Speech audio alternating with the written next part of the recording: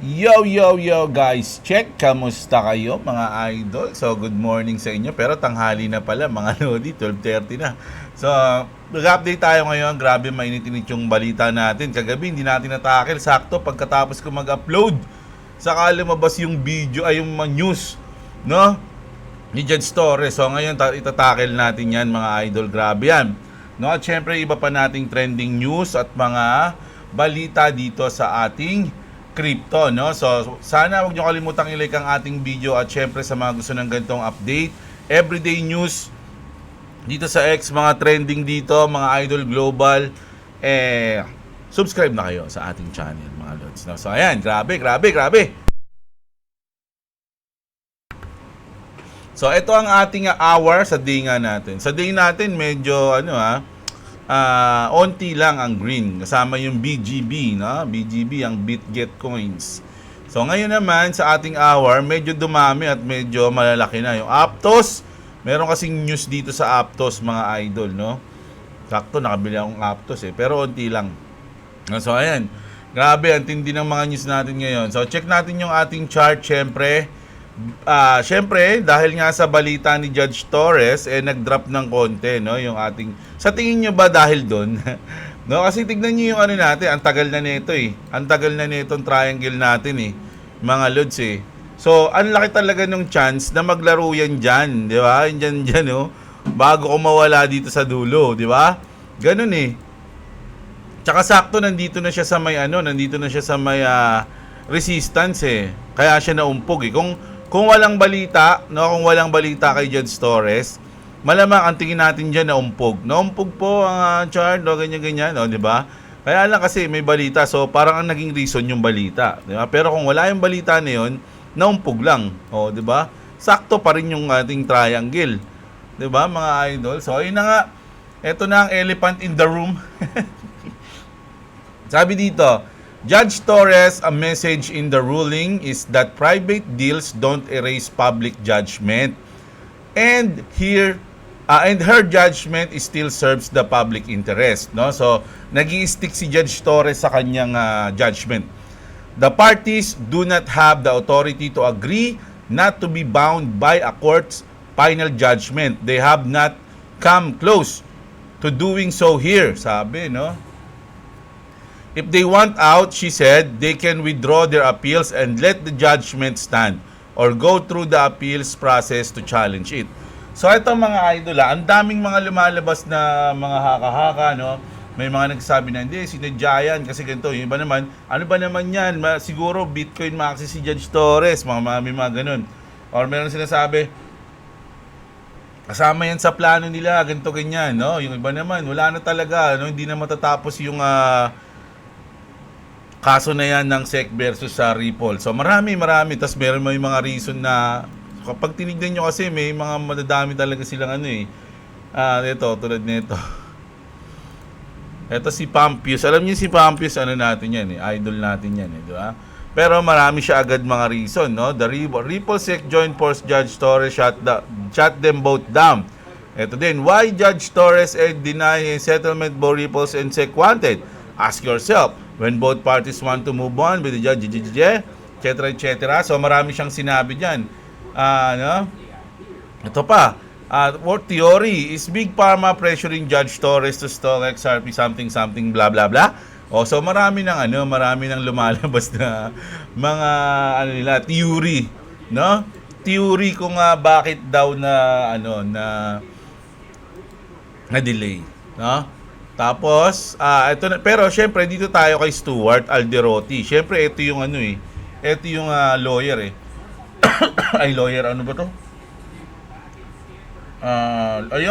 Chief Legal Officer ng Ripple. So sabi dito, ito talaga yung legit.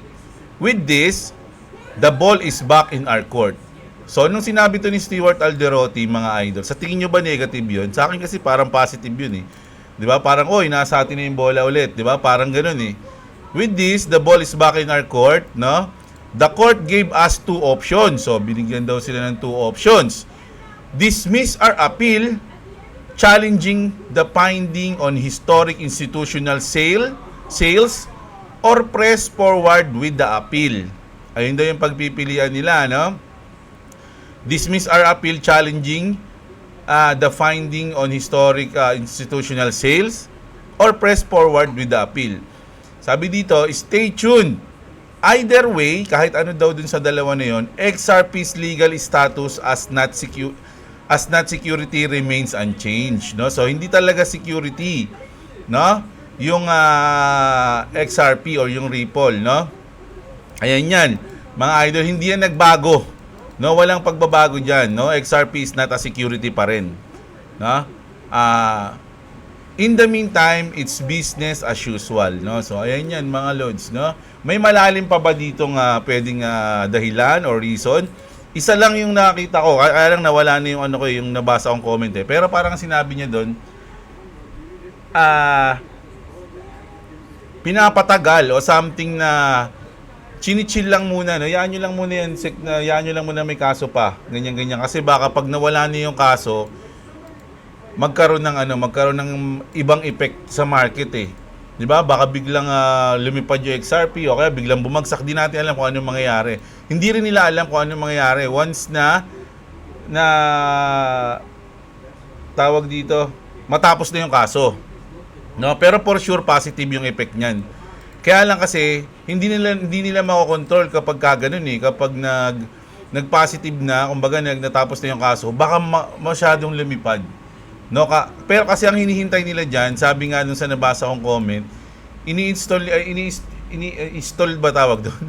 Parang pinapatagal muna nila yan hanggang lumabas yung batas, no, yung law. After maipasa yung batas, doon na yan mga idol. Parang ganun yung nangyayari.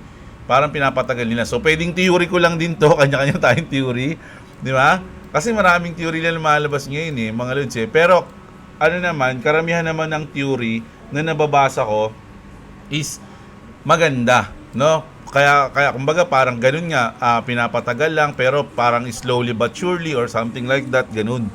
So goods na goods pa rin sa XRP either way, sabi niya nga, di ba? Hindi naman nagbago, no? Not a security pa rin yung XRP. So ganun yan. Para sa akin, nung lumabas to, natuwa pa nga ako eh, mga idol eh. Kasi pwede ka pa mag-imbak ng XRP. 'Di ba? Ano ba sinasabi natin always, 'di ba? Kung alam mo yung utility ng XRP, kung alam mo yung talagang kaya niyang gawin, hindi mo ipagdadasal na lumipad si XRP. Kasi once na lumipad na siya, hindi na siya babalik doon sa kaya mong bilhin or something na marami ka pa sana pwedeng bilhin, 'di ba? Ang ipagdasal mo na lang, hanggat hindi pa siya lumilipad, sana makapagbodega ka na makapagbodega. Parang ganun. Mga idol, no? Bunso, wag yung sounds bunso. Makaka-copyright si Papa eh, ha? Kahit mahina. O, ayan, no? Grabe yan, mga lodi. So, ayun yung, sa tingin ko lang dito ako, goods na goods ako dito, kahit na, yung iba kasi negative eh.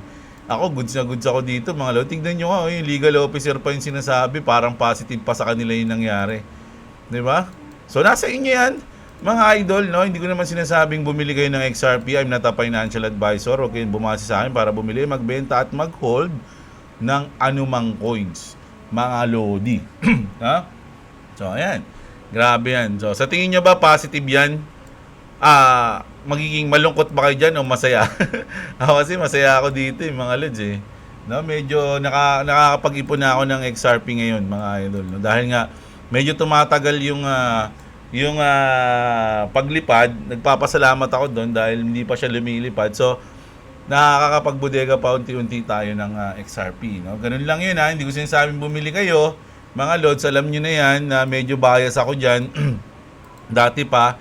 No? Hindi ko siya pinopromote. Naniniwala lang ako sa sa pwedeng mangyari sa XRP. Ganun lang po yan. At hindi lang XRP yung hawak ko. Marami din na. Ngayon madami na pero maliliit lang eh. Halos tigpa 5K lang yung iba kong mga coins. Sinahati ko, parang tinatari ako yung ano ko eh.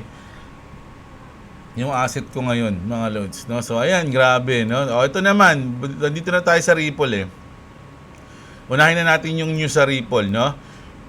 O ito na, sabi nga dito, Ripple just quietly made a chess move while Judge Torres distracted everyone. No, kumbaga parang ito pa isang theory. Distraction lang yung nangyayari ngayon, no, kay Judge Torres o yung sa Ripple case. XRP now can be used at 20 million merchants including McDonald's, Starbucks, and Pizza Hut. Thanks to Ion, thanks to RLUSD. So meron siyang inano dito na yan, yung mga pwede mong gamitin yung XRP. Pero ito mga idol, sa tingin ako, kung ako tatanungin nyo, halimbawa, pwede na magbayad ng XRP sa McDo. Magbabayad ka ba ng XRP sa McDo? Mga idol, babawasan mo yung XRP mo? Ako hindi. Sige, syempre pag gano'n, pag magbabayad ka ng gano'n, usually ang ginagawa, i-convert mo muna sa USDT o USD o USDC o kung ano man, o RLUSD. Diba? I-convert mo siya sa stable coin bago mo siya gamiting pangbayad. Ganun, no? Hindi yung mismo XRP yung gagamitin mo, 'di ba? Kasi ang kulit nun. Hindi ako sure kayo. Parang ganoon din naman sa Bitcoin eh.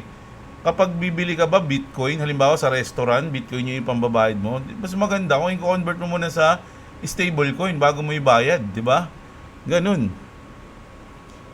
'Di ba? Kung haba ng pila, biglang nag-drop, ando ka na. Yung presyo ng XRP mo, kunyari, ang presyo ng XRP, 150 isa. Dumalawang order ka, no? Ng 150 o sa 300 babayaran mo, halimbawa. Di XRP yung pambabayad mo, hindi mo convert sa USD. Tapos pagdating mo dun sa mismong harapan ka na ng counter, di ba? Biglang nag-drop yung XRP. Naging 200 na lang yung presyo ng dalawang XRP ko. So, mas maganda, i-convert mo na lang siya sa stable coin. Ganun. Ewan ko lang ano man sabi nyo doon, mga idol. Today, we are partnering. Naku, isipin nyo ang daming issue. No, dun sa Ripple versus SEC, ayun yung nasa mainstream. Pero, yung mga ganitong news, no, yung mga partnership, parang tuloy-tuloy pa rin sila kahit anong mangyari. 'Di ba? Kaya nga sabi dito ni Stewart Alderoty, it's business as usual, no? Ayan sinabi niya diyan, 'di ba? So magaling talaga, no? Today we are partnering with a Wormhole to bring multi-chain interoperability to the XRP Ledger and upcoming XRP Ledger EBM sidechain. No? This integration brings new optionality for developers and institutions looking to build cross-chain applications, whether for payments, DeFi, or real-world asset use cases. So, ayan bago na naman partnership. The more interoperability alternatives and bridge, the better. Especially ones that come at no cost to the XRP Ledger itself. So, ayan, mga idol. Sa tingin ko, kung sa financial system lang, Ripple talaga yung parang pinaka magiging matindi ngayon. No, sila yung ace. No, so kung hindi sila gagamitin, edi wag. Pero kung sino yung magagamit sa kanila, ayun yung magbe-benefits ng bilis nila. Yung ganda ng technology nila. Sino ba namang mga company, banks, or something institution na ayaw ng magandang technology, no, in the future para sa financial system? So nasa inyo na yan, mga idol, no? Ito na yun, no? Punta naman tayo dito. Nagkaroon ng punta tayo. Inuna ko kasi yung yung XRP kasi sila yung mainit ngayon. So balik na tayo sa ating news, no? SEC, just in SEC sa Philippines to, says it is investigating illegal crypto activities in Davao, no? He doesn't just talk about trading, he lives it. Every post, every lesson is backed by real experience. I've learned Ito, nag-promote pa to si Sotoy, no? So, ayan mga lodi, no? Parang napapansin ko sa government natin ngayon, na-acknowledge na nila yung crypto, no? Parang ang daming news ngayon tungkol sa crypto sa Pilipinas, mga idol. Pansin nyo ba yun? So, parang napapansin na nila wag bull market na. Sabi nung kailangan natin maging sa crypto nito. May iwan tayo niyan, mga idol, no? So, ayan, tingnan natin. Tapos, eto din, no? Crypto game developer Giant Delabs Games announce Ragnarok Libre. Ano yan? Bagong pangalan, Ragnarok Libre. No. Ragnarok Libre, a new Web3 idle RPG build on the popular Ragnarok online IP. The game is powered by Delabs and will be accessible directly through Telegram mini app. So ito sa Telegram nyo to malalaro mga idol. Itong Ragnarok libre, no? Sa Telegram kasi, ewan ko lang medyo ito lang yun. Ano yung Delabs? No, wala. Ay, ganyan. Asan yun? Ayan. Wala. Ito ba yung coin na yun? Delabs Adventure Pass. Point.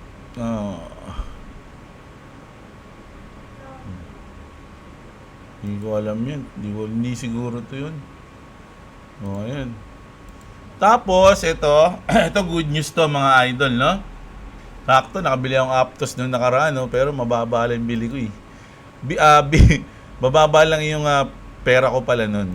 Bitwise has just filed amended S1 registration statement with the SEC for both Spot Doge ETF and Aptos ETF, no? So kaya kung titignan niyo yung Aptos, medyo nag-pump siya, eh. Hindi ko alam kung dahil dito sa news na ito yun, pero nung nakaraan pa, di ba, binisit na natin yung Aptos, mga idol, no? Na ang ganda ng chart niya, talagang parang palipad yung chart niya, eh. Uy, grabe, 7% pala to, kaya pala dito ako nakabili banda, mga idol, eh. Basta dito sa pinakamababa yun. Napababa yun, nung bumili ako, eh. No? Saan ba yun? Pag minax natin to, ayan. So, nasa baba ako bumili nun, eh. So, kaya pala medyo nag-profit yung aking Aptos ng konti. Konti lang naman, mga idol. Dahil dyan, no? Yun na nga, no? This move signals growing confidence that altcoins ETF could follow Bitcoin and Ethereum. So, goods na goods to, mga idol, Sorry. Ito ni Clovis, eh. Are L1's next in line for Wall Street? Mamaya marinig niyo may tatawag dyan.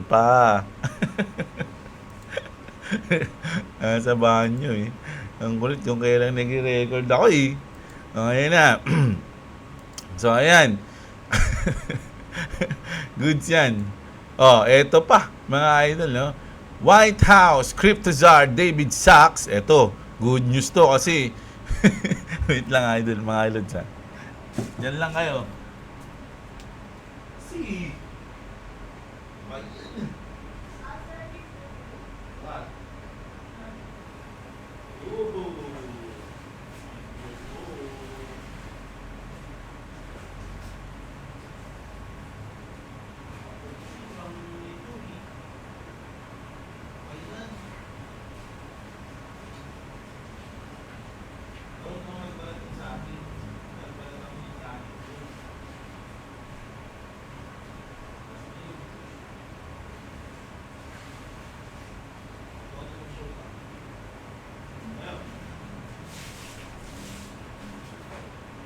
Ayusin mo yan.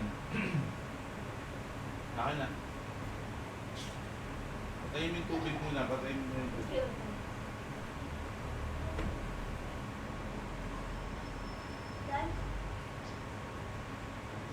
Don't worry about that sound. Ayusin mo pagka ganun tumutunog, eh.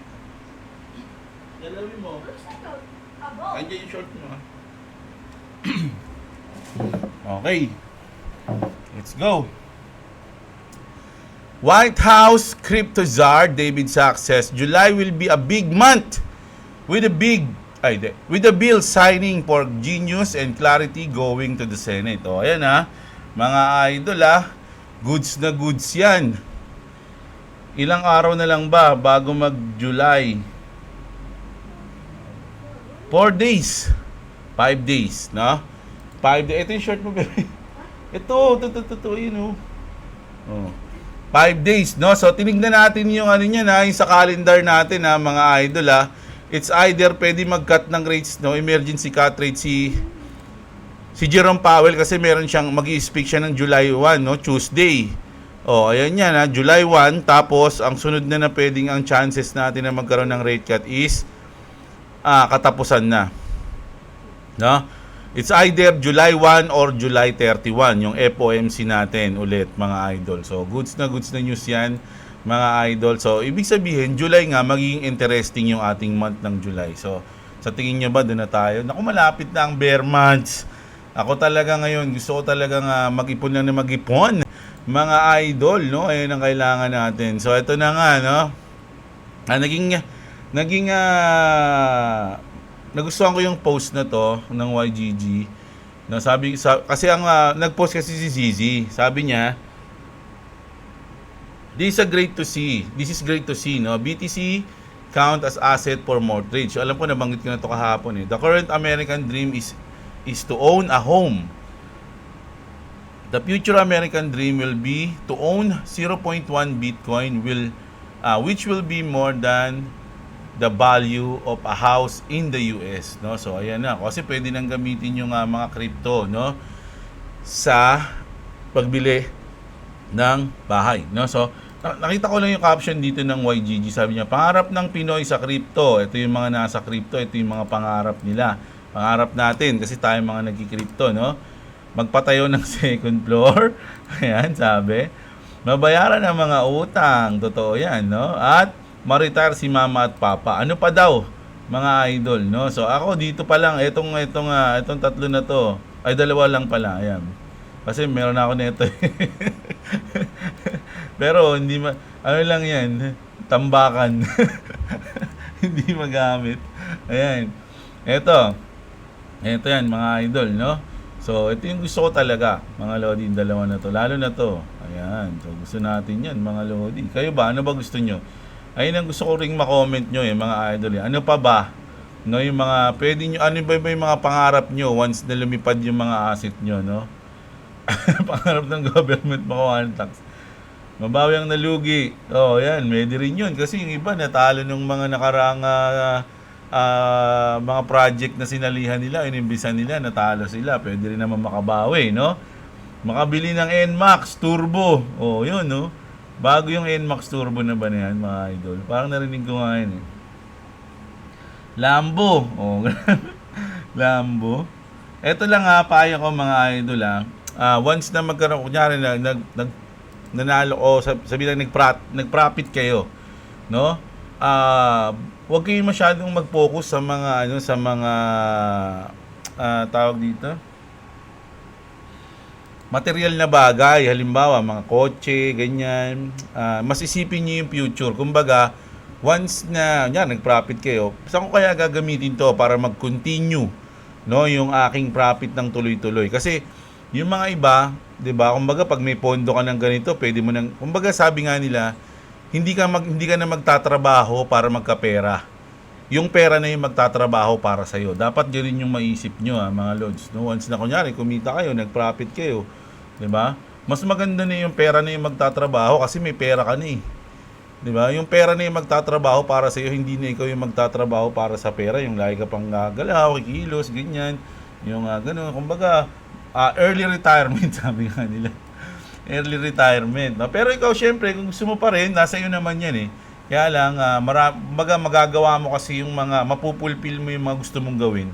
Once na pera na yung nagtatrabaho sa iyo, hindi na hawak ng pera yung oras mo. Diba? Kunyari, kailangan kong gawin to para kumita ako ng pera, hindi ako makakapunta sa ganyan, hindi ako makakalibot sa ganito, hindi ako makakalabas kasi kailangan kong gawin to para kumita ng pera. So, gumikilos ka pa rin para sa pera. Iba na yung pag yung pera na yung kumikilos para sa'yo. Hawak mo na yung sarili mong pera, hawak oras pala. Hawak mo na yung sarili mong oras. Tapos, kusa nang nagkakaroon ka ng passive income dahil dun sa perang na profit mo ngayong cycle. So, dapat ganun. Isipin natin kung ano yung mga yun. No? Isa yun, ang isa sa mga ganun is yung staking o yung yielding. No? Once na malinaw yung batas natin ngayon, lumabas yung regulatory law, magkakaroon ng magkakaroon tayo ng malinaw kung paano magkakaroon ng passive income sa crypto, no? Pwede yun, staking, yielding, at iba pa.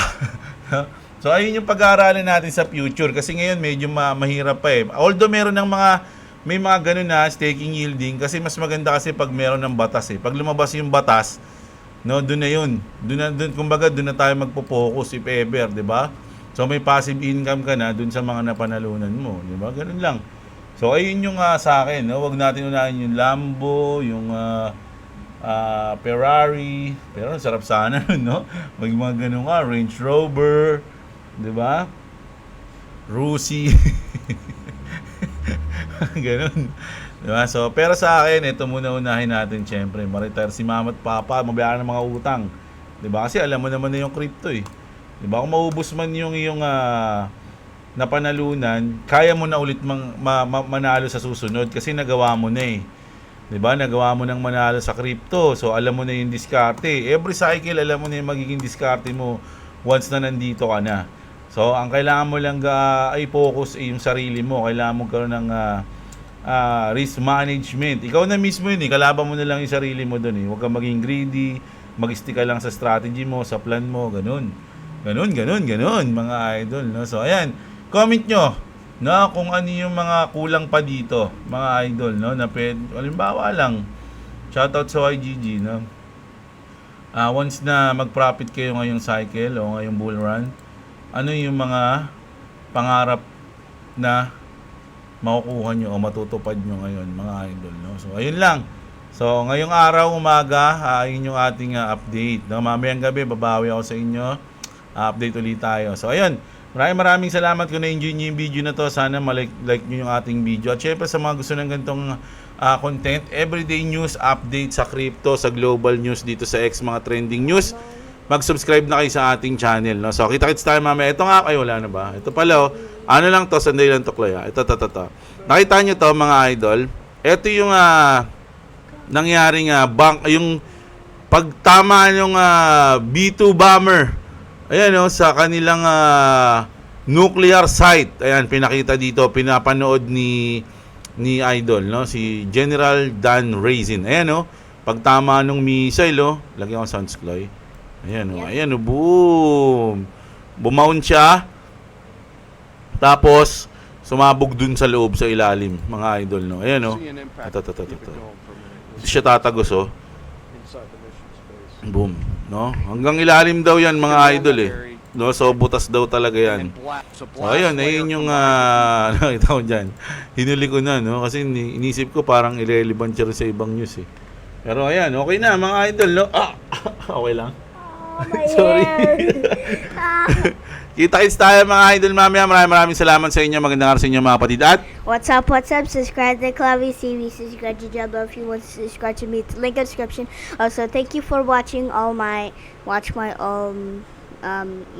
thank you watching from my dad's video. So, shout out to all of you to watch my dad's video. So, bye-bye.